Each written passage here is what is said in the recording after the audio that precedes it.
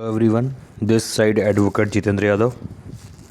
Last time हमने ये पढ़ा था, हमारी क्लास थर्ड थी लास्ट टाइम, तो उसमें हमने सीआरपीसी 1973 में सेक्शन 106 से 203 के 50 एमसीक्यू हमने कवर किए थे। ठीक है, जो हमारे एमसीक्यू थे वो थे हमारे 1 से 50 तक। ठीक है, आज हम अपने नेक्स्ट एमसीक्यू पे चलेंगे।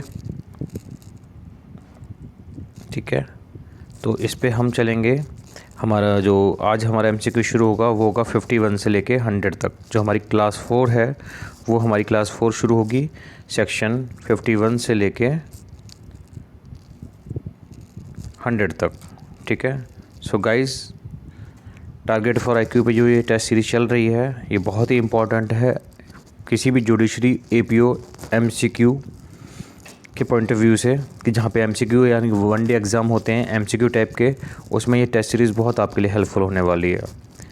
अगर इस टेस्ट सीरीज़ को आपको हमेशा की तरह मैं कहूँगा, इस टेस्ट सीरीज़ को आप कंसिस्टेंसी के साथ अगर कर लेंगे तो आप प्रीलिम्स में नो डाउट क्रैक कर लेंगे और आप इसमें अपना मेरिट और अपना स्कोर काफ़ी अच्छा अचीव कर सकते हैं। इसमें प्रैक्टिस आपकी बहुत अच्छी हो जाएगी। सो गाइज़, बिना कुछ देर किए हम शुरू करते हैं। Question number 51। दंड प्रक्रिया संहिता के अंतर्गत एक मजिस्ट्रेट के अपराध में जांच करने के लिए पुलिस को निर्देशित करने की शक्ति है किसको? तो ऑप्शन 1 है हमारा धारा 156 सबसेक्शन 3 दंड प्रक्रिया संहिता के अंतर्गत धारा कुछ ऑप्शन 2 है धारा 156 2 दंड प्रक्रिया संहिता के अंतर्गत। ऑप्शन 3 है धारा 165 1 दंड प्रक्रिया संहिता के अंतर्गत। उपरोक्त सभी। तो हमारा राइट आंसर होगा दोस्तों ऑप्शन 1 धारा 156 3 दंड प्रक्रिया संहिता के अंतर्गत।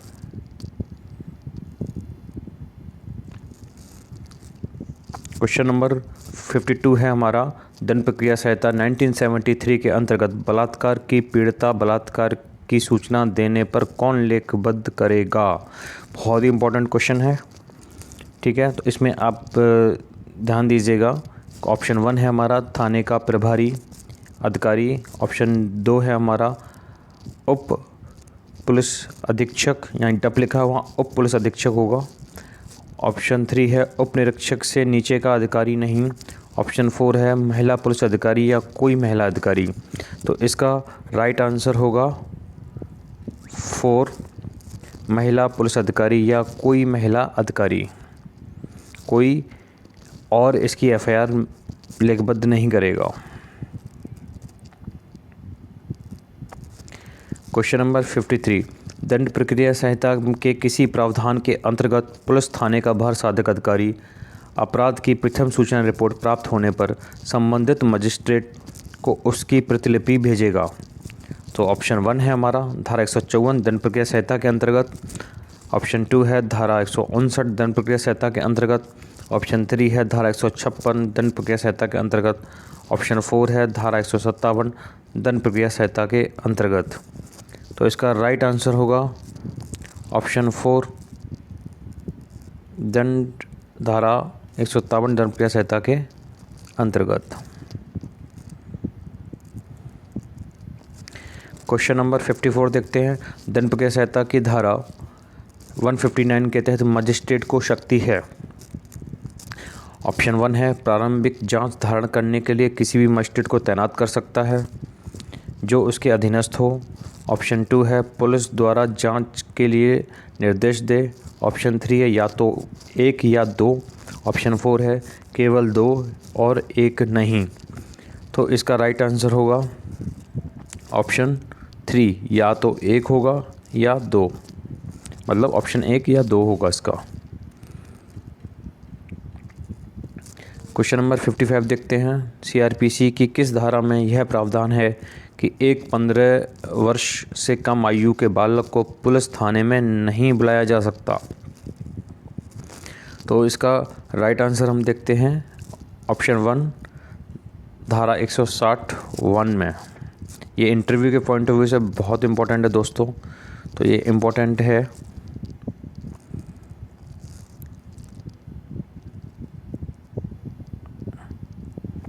क्वेश्चन नंबर 56 पे चलते हैं हम। दंड प्रक्रिया संहिता की धारा 161 के अंतर्गत अन्वेषण के दौरान पुलिस अधिकारी द्वारा रिकॉर्ड किए गए अभियुक्त के कथन को परीक्षण के दौरान उपयोग में लाया जा सकता है। ऑप्शन 1 है साक्षी का विरोध करने के लिए, ऑप्शन 2 है साक्षी की संपुष्टि करने के लिए, ऑप्शन 3 है दोनों 1 और 2 के लिए, ऑप्शन 4 है ना तो 1 और ना 2 के लिए। तो इसका राइट आंसर आप लोग गैस करिए कौन सा होगा। इसका राइट आंसर होगा 1, साक्षी का विरोध करने के लिए। क्वेश्चन नंबर 57 देखते हैं। दंड प्रक्रिया संहिता की किस धारा में अन्वेषण अधिकारी गवाह के कथन का अभिलेख करता है? ऑप्शन 1 है धारा 160, ऑप्शन 2 है धारा 162, ऑप्शन 3 है धारा 161, ऑप्शन 4 है धारा 164।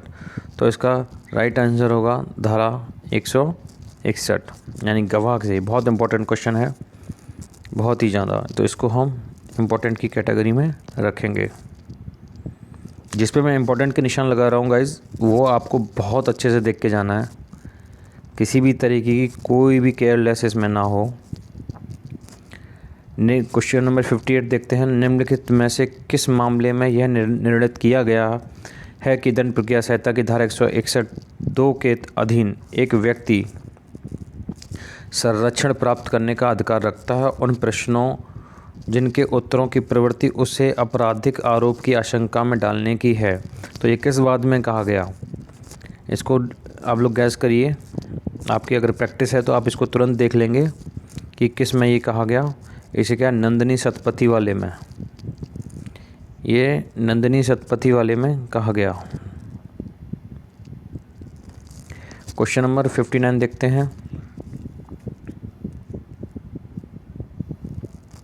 दंड प्रक्रिया संहिता की कौन सी धारा यह उपबंध करती है कि किसी व्यक्ति द्वारा किसी पुलिस अधिकारी से अन्वेषण के दौरान किया कोई कथन यदि लेखबद्ध किया जाता है तो कथन करने वाले व्यक्ति द्वारा हस्ताक्षरित नहीं किया जाएगा? ऑप्शन 1 है धारा 164, धारा 163, धारा 162, धारा 161। तो इसका राइट आंसर होगा धारा 162। क्वेश्चन नंबर 60 देखते हैं। अन्वेषण के दौरान धारा 161 दंड प्रक्रिया संहिता के तहत पुलिस द्वारा लिपिबद्ध कथन हैं क्या? ऑप्शन 1 है विचारणा के दौरान किसी उद्देश्य के लिए प्रयुक्त नहीं किया जा सकता, ऑप्शन 2 केवल साक्षी की संपुष्टि के लिए प्रयुक्त किए जा सकते हैं, ऑप्शन 3 केवल साक्षी के विरोधाभास साबित करने हेतु, ऑप्शन 4 इनमें से कोई नहीं। तो इसका राइट आंसर होगा केवल साक्षी के विरोधाभास साबित करने हेतु। अब हम नेक्स्ट क्वेश्चन देखते हैं अपना। Question number 61। दंड प्रक्रिया संहिता की धारा 164 के तहत संस्वीकृति मजिस्ट्रेट अभिलिखित कर सकता है? ऑप्शन 1 है विचारण के दौरान, ऑप्शन 2 है अनुसंधान के दौरान, ऑप्शन 3 विचारण या अनुसंधान के दौरान, ऑप्शन 4 अनुसंधान के क्रम में परंतु जांच या विचारण प्रारंभ होने के पूर्व। तो इसका राइट आंसर होगा, आप लोग गैस करिए इसका राइट आंसर क्या होगा। इसका राइट आंसर होगा 4।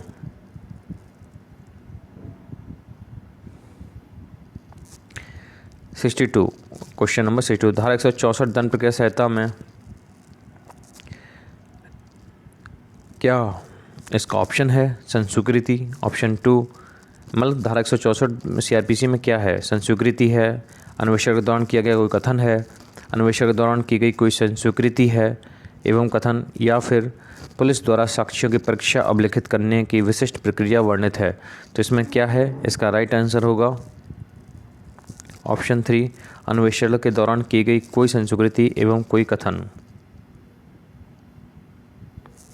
क्वेश्चन नंबर 63 देखते हैं हम। फौजदारी प्रक्रिया संहिता 1973 की धारा, फौजदारी यानी कि CRPC है, 1973 की धारा 164A के अधीन बलात्कार की किसी भी पीड़िता को ऐसे अपराध की घटना की सूचना प्राप्त होने के अंदर परीक्षण के लिए किसी पंजीकृत स्वास्थ्य चिकित्सक के पास भेजना होगा। इसका राइट आंसर हम देखेंगे क्या है। इसका सीधा चलते हैं राइट आंसर पे। ऑप्शन 3 24 घंटे के अंदर। Very important question.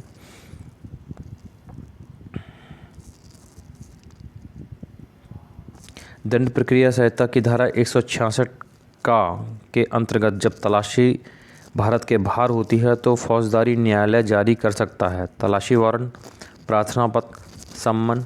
में कोई नहीं, जल्दी से गैस करिए अपने माइंड में क्या हो सकता है। तो इसका राइट आंसर होगा सिर्फ प्रार्थना पत्र कर सकता है। अगर इंडिया से बाहर तलाशी के लिए कुछ उसको करना है तो वो सिर्फ एक रिक्वेस्ट लेटर भेज सकता है। क्वेश्चन नंबर 65 देखते हैं। दंड प्रक्रिया संहिता की धारा 167 के तहत अभिरक्षा की प्रकृति को न्यायिक अभिरक्षा से पुलिस अभिरक्षा में परिवर्तित किया जा सकता है। यह परिवर्तन किया जा सकता है तो इसका ऑप्शन 1 है पहले 7 दिनों की अवधि के दौरान, ऑप्शन 2 पहले 15 दिनों की अवधि के दौरान, ऑप्शन 3 पहले 14 दिनों की अवधि के दौरान, ऑप्शन 4 पहले 10 दिनों की अवधि के दौरान। इसका राइट आंसर गाइस गैस करिए आप लोग। इसका राइट आंसर होगा ऑप्शन 2 पहले 15 दिनों की अवधि दौरान। इम्पोर्टेंट है ये, देख के जाइएगा। जिस मजिस्ट्रेट ने दंड प्रक्रिया संहिता 1973 की धारा 167 के अंतर्गत निरुद्ध किए जाने के आदेश पारित किया है वह अपने आदेश की प्रति अग्रसारित करेगा। तो इसके हम ऑप्शन देख लेते हैं। ऑप्शन 1 है मुख्य न्यायिक मजिस्ट्रेट को, ऑप्शन 2 है सत्र न्यायाधीश को, ऑप्शन 3 है जिलाधीश को, उपरोक्त सभी को। तो इसका राइट आंसर होगा CJM यानी कि मुख्य न्यायिक मजिस्ट्रेट को।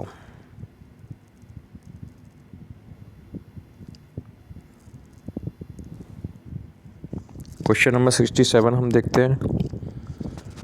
अभियुक्त को जमानत का अजय अधिकार प्राप्त हो जाता है जब अन्वेषण नहीं पूरा होगा। Very very important. तो इसका क्वेश्चन नंबर ऑप्शन 1 है 15 दिन के अंदर, ऑप्शन 2 20 दिन के अंदर, ऑप्शन 3 21 दिन के अंदर, ऑप्शन 4 90 या 60 दिन के अंदर। तो इसका राइट आंसर होगा ऑप्शन 4 90 या 60 दिन के अंदर। बहुत ही इंपॉर्टेंट क्वेश्चन है। ये याद रखिएगा कि जिसमें सेक्शन पूछे जा रहे हैं तो वो रिपीट होते हैं, जिनमें कोई फैक्ट्स पूछे जाते, कोई नंबर वाली चीज़ पूछा जैसे 15 दिन, 20 दिन, 3 महीने, 6, 1 साल, 2 साल, इस टाइप के क्वेश्चंस को मैं क्लू दे रहा हूँ आपको। इस टाइप के क्वेश्चंस को आपको छोड़ के कतई नहीं जाना है। आप MCQ इनके रिवाइज करते रहें और इनको एक तरीके से रट लें। ये फैक्ट वाले जो फैक्चुअल चीज़ें होती हैं, एक तो वो चीज़ होगी, एक नंबर वाली चीज़ें होती हैं, ये बहुत ही हद तक पूछी जाती हैं क्योंकि नंबर हमेशा कन्फ्यूजिंग होते हैं। आपको याद आएगा किसी में 6 महीने है या फिर कुछ और बोल देंगे तो इस हिसाब से कन्फ्यूज़ हो जाता है। क्वेश्चन नंबर 68 देखते हैं। पुलिस अभिरक्षा अधिकृत करने के लिए अभियुक्त को मजिस्ट्रेट के समक्ष प्रस्तुत करना होगा। क्या करना होगा? तो इसका राइट आंसर हम देखते हैं। इसका राइट आंसर होगा 1 शरीर उसको प्रस्तुत करना होगा।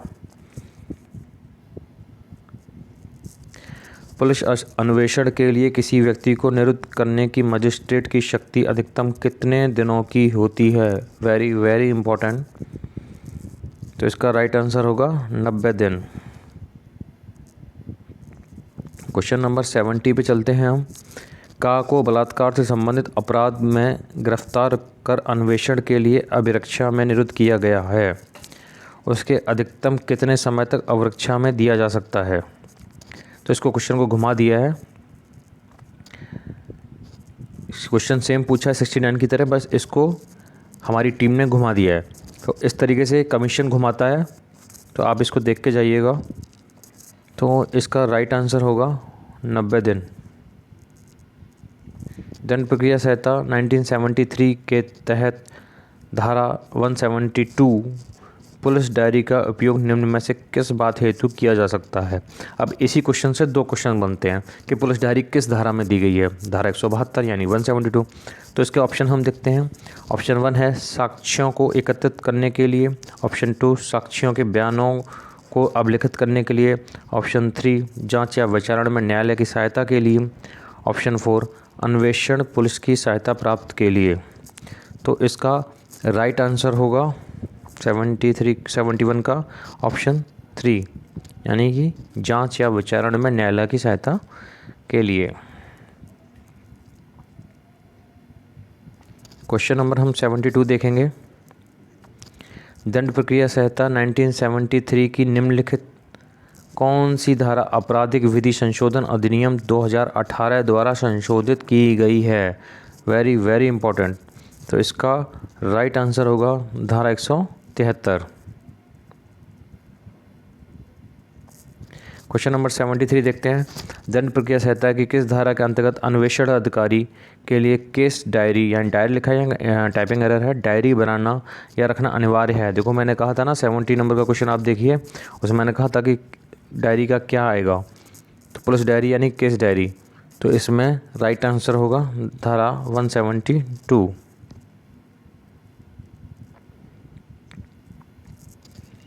Question number 74।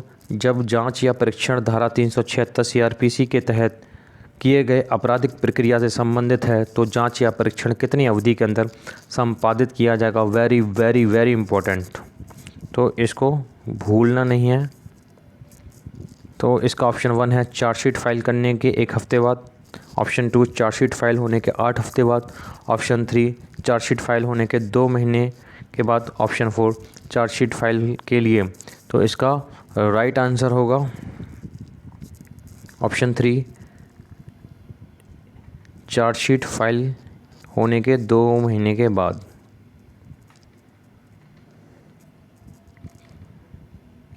क्वेश्चन नंबर 75 देखते हैं। दंड प्रक्रिया संहिता 1973 की कौन सी धारा लागू होगी जब पुलिस थाने के बाहर सदर अधिकारी को यह इत्तला मिलती है कि किसी व्यक्ति ने आत्महत्या कर ली है? Very important. तो ये आप गैस करिए किस सेक्शन में ये चीज़ कही गई है? तो ये कही गई है धारा 174 में, यानी कि ऑप्शन 1 इसका सही है। Question number 76। मृत्यु समीक्षा रिपोर्ट में अंतर्विष्ट होना आवश्यक है। अभियुक्त का नाम, मृत्यु का प्रकट कारण, आयुधों का ब्यौरा, घटना का ब्यौरा। तो क्या है इसका राइट आंसर? इसका राइट आंसर होगा ऑप्शन 2 मृत्यु का प्रकट कारण। क्वेश्चन नंबर 77 देखते हैं। दंड प्रक्रिया संहिता की किस धारा के अंतर्गत एक मजिस्ट्रेट को यह शक्ति प्राप्त है कि वह मृत्यु के कारण के बारे में पूछताछ कर सके? Very very important. तो इसका राइट आंसर गाइस गैस करिए आप लोग। इसका राइट आंसर होगा सेक्शन 176। क्वेश्चन नंबर 78 देखिए। एक मानहानिकारक लेख बी के विरुद्ध जयपुर में लिखता है, लेख दिल्ली में प्रकाशित होता है, एक किस स्थान पर अभियोजित किया जाएगा? बहुत इजी क्वेश्चन है लेकिन हमेशा पूछा जाता है। तो option 1 Jaipur, option 2 Delhi, option 3 Jaipur एवं दिल्ली, ऑप्शन 4 जयपुर या दिल्ली। तो इसका राइट आंसर होगा ऑप्शन 4 जयपुर या दिल्ली, दोनों में से किसी भी जगह ये किया जा सकता है। ठीक है। Question number 79। दंड प्रक्रिया संहिता की धारा 183 ऑप्शन 1 है खुले समुद्र यात्रा पर लागू होती है, यानी कि सीआरपीसी की धारा 183 किस कहाँ लागू होती है? खुली समुद्री यात्रा पर लागू होती है, खुली समुद्री यात्रा पर लागू नहीं होती है, भारत तथा खुले समुद्र दोनों यात्राओं पर लागू होती है, असंवैधानिक घोषित की गई है। तो इसका राइट आंसर होगा खुली समुद्री यात्रा पर लागू नहीं होती है।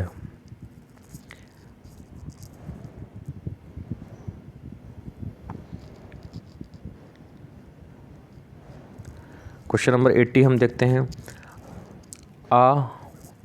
हरिद्वार से वाराणसी तक जाने वाली रेलगाड़ी में लूट कारित करता है, उसकी जांच अथवा विचारण किया जा सकता है। अब हरिद्वार या वाराणसी, तो ऐसे क्वेश्चंस में FIR दोनों जगहों में से किसी भी जगह हो सकती है। तो इस पर हम समय बर्बाद ना करते हुए इसके हम आंसर पे चलते हैं। किसी भी न्यायालय में जहाँ से होकर रेलगाड़ी गुजरती है, इसका राइट आंसर होगा 4।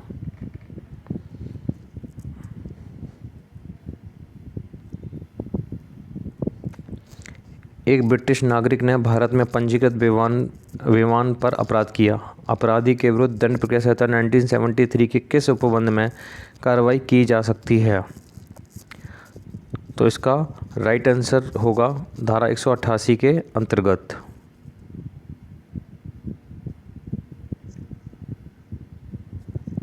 क्वेश्चन नंबर 83 देखते हैं। सत्र न्यायालय के बारे में क्या सही है?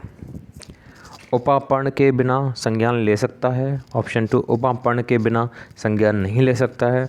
ऑप्शन 3, जिला दंडाधिकारी के सिफारिश पर संज्ञान ले सकता है।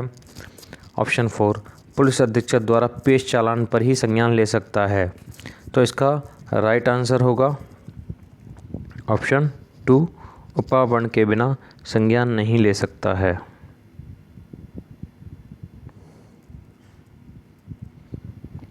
उन्मोचन का आदेश। ऑप्शन 4, निर्णय नहीं है। ऑप्शन 2, बिना नए तथ्यों और अच्छे साक्ष्य के कई कार्रवाई में प्रतीक्षा नहीं है। औपचारिक आरोप पत्र की विरचना के बाद होता है। ऑप्शन 4, अभियुक्त की निर्दोषिता स्थापित करता है। तो इसका राइट आंसर होगा ऑप्शन 1, निर्णय नहीं है। उन्मोचन का आदेश कोई निर्णय नहीं होता, ये हमेशा याद रखना।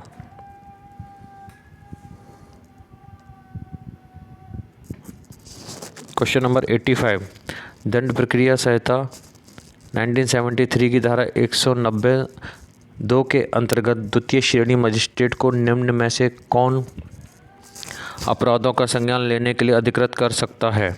तो इसका ऑप्शन 1 होगा उच्च न्यायालय। ऑप्शन 2, सत्र न्यायालय। ऑप्शन 3, मुख्य न्यायिक मजिस्ट्रेट। ऑप्शन 4, उपरोक्त में से कोई नहीं। तो इसका राइट आंसर होगा ऑप्शन 4, उपरोक्त में से कोई नहीं। क्वेश्चन नंबर 86 देखते हैं। दंड प्रक्रिया संहिता में मजिस्ट्रेट द्वारा अपराधों के संज्ञान लिए जाने के कौन से तरीके दिए गए हैं? तो इसका ऑप्शन 1 है केवल प्रवाद प्राप्त करने के लिए। ऑप्शन 2, केवल पुलिस रिपोर्ट के आधार पर। ऑप्शन 3, केवल पुलिस रिपोर्ट के अतिरिक्त सूचना प्राप्त होने पर। ऑप्शन 4, उपरोक्त सभी। तो इसका राइट आंसर होगा ऑप्शन 4, उपरोक्त सभी। क्वेश्चन नंबर 87 देखते हैं। साधारण चोट पहुंचाने के एक मुकदमे में सेशन जज ने एक अभियुक्त को केवल 1 मास के साधारण कारावास से दंडित किया है। जज ऑप्शन 1 है, जज ने अपनी शक्तियों की सीमा में कार्य किया है। ऑप्शन 2, जज ने अविधिक कार्य किया है। ऑप्शन 3, जज ने मुकदमे का परीक्षण नहीं कर सकता। ऑप्शन 4, उक्त में से कोई नहीं। तो इसका राइट आंसर होगा मुकदमे का परीक्षण जज नहीं कर सकता था। ठीक है। क्वेश्चन नंबर 88 देखते हैं। धारा 195 दंड प्रक्रिया संहिता के अंतर्गत न्यायालय शब्द में सम्मिलित है। ये बहुत इंपॉर्टेंट क्वेश्चन है, तो इसको आप हाईलाइट कर लीजिएगा। ऑप्शन 1, सिविल न्यायालय, राजस्व न्यायालय, दंड न्यायालय, उपरोक्त सभी। तो इसका राइट आंसर होगा उपरोक्त सभी।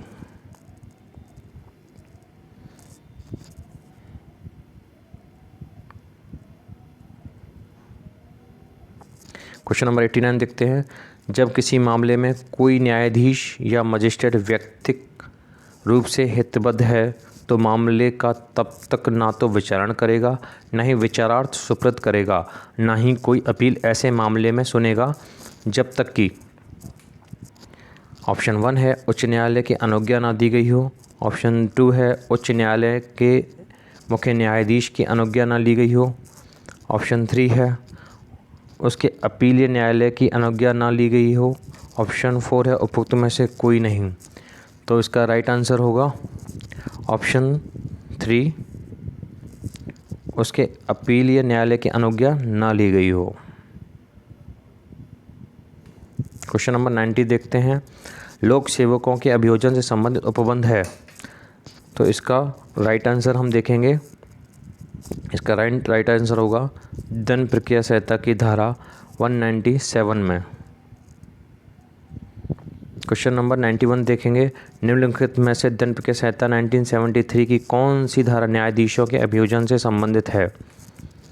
तो इसका ऑप्शन है धारा 195, धारा 196, धारा 197, धारा 198। तो इसका राइट आंसर होगा धारा 197।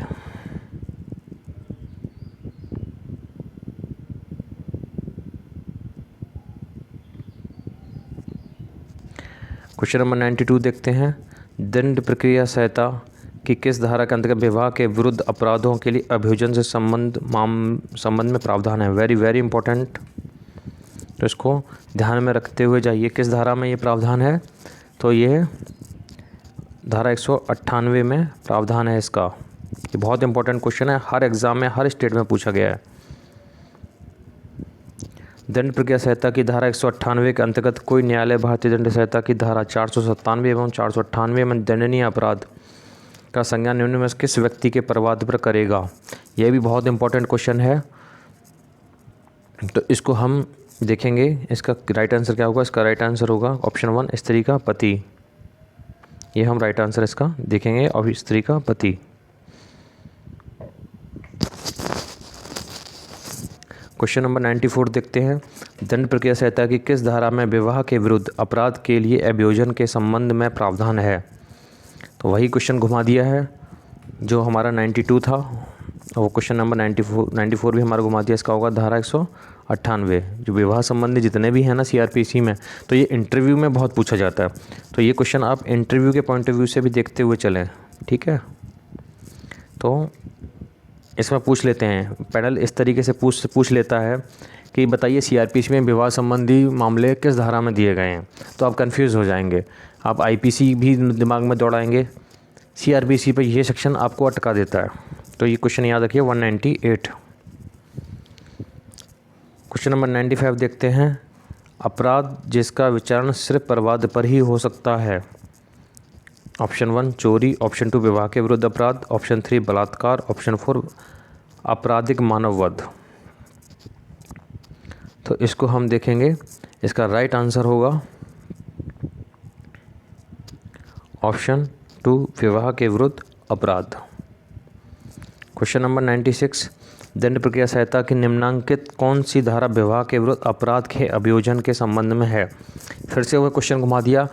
हमारी टीम ने इस तरीके से काम किया है कि क्वेश्चन को मल्टीपल टाइम घुमा के पूछा है, ताकि जो स्टूडेंट्स हैं, जो एस्पिरेंट्स हैं, वो कमीशन जैसे पैटर्न को फेस कर पाएँ। तो इसका राइट आंसर होगा धारा 198। एक ही क्वेश्चन को जितनी मर्जी टाइम इंसान को चेंज कर ले, लेकिन उसका आंसर इंसान को पता होना चाहिए। तो उस हिसाब से हमने तैयारी करी है इसकी। Question number 97। भारतीय दंड संहिता के अध्याय 20 के अंतर्गत दंडनीय किसी अपराध का संज्ञान सामान्यतः निम्नांकित में से किसके द्वारा प्रस्तुत प्रवाद पर लिया जाएगा? इसका ऑप्शन 1 है पीड़ित व्यक्ति, ऑप्शन 2 पुलिस अधिकारी, ऑप्शन 3 सामाजिक कार्य में रुचि रखने वाला व्यक्ति, ऑप्शन 4 उक्त में से कोई नहीं। तो इसका राइट आंसर होगा पीड़ित व्यक्ति। क्वेश्चन नंबर 98 देखते हैं। प्रथम सूचना प्रतिवेदन के संबंध में कौन सी बात सही नहीं है? ऑप्शन 1 है वह सार्वभौमिक साक्ष्य नहीं है, ऑप्शन 2 केवल अनुसंधान का आरंभ सूचित करता है, ऑप्शन 3 उसका उपयोग किसी भी उद्देश्य के लिए पूर्व कथन के रूप में नहीं किया जा सकता, ऑप्शन 4 सूचना देने वाला आवश्यक नहीं है कि एक चक्षुदर्शी साक्षी हो। तो इसका राइट आंसर होगा ऑप्शन 3 उसका उपयोग किसी भी उद्देश्य के लिए पूर्व कथन के रूप में नहीं किया जा सकता। क्वेश्चन नंबर 99 देखते हैं। यदि लिखित में प्रवाद उस मजिस्ट्रेट को किया जाता है जो अपराध का संज्ञान लेने के लिए सक्षम नहीं है, ऑप्शन 1 है यह प्रवाद खारिज करेगा, ऑप्शन 2 वह प्रवाद को दंडित करेगा, ऑप्शन 3 वह प्रवाद निर्णित करेगा, ऑप्शन 4 वह इसे इस प्रभाव के पृष्ठांकन के साथ उचित न्यायालय में प्रस्तुत किए जाने के लिए वापस लौटा सकेगा। तो इसका राइट आंसर होगा ऑप्शन 4 वह इसे इस प्रभाव के पृष्ठांकन के साथ उचित न्यायालय में प्रस्तुत किए जाने के लिए वापस लौटा सकेगा।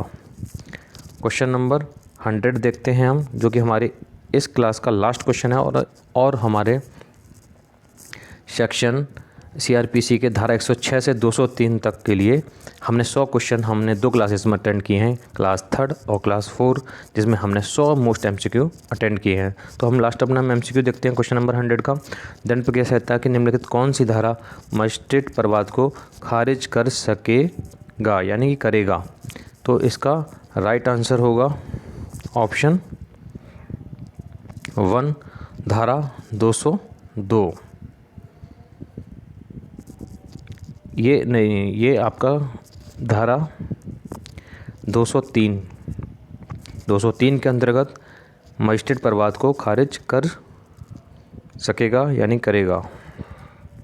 तो दोस्तों हमने इसमें धारा CRPC की 106 से 203 तक हमने अटेंड किया है, जिसमें हमने most important MCQ, prelims, mains और इंटरव्यू के पॉइंट ऑफ व्यू से हमने अपनी टेस्ट सीरीज़ में बनाए हैं, जो कि बहुत ही इंपॉर्टेंट है। क्वेश्चन इन्हीं में से आने की बहुत ज़्यादा प्रोबेबिलिटी है, तो आप इसको देख के जाइएगा। अगली क्लास में हम आगे के सेक्शन देखेंगे जो कि टॉप 50 क्वेश्चंस होंगे। So thank you for watching. आपने इस सीरीज़ को देखा।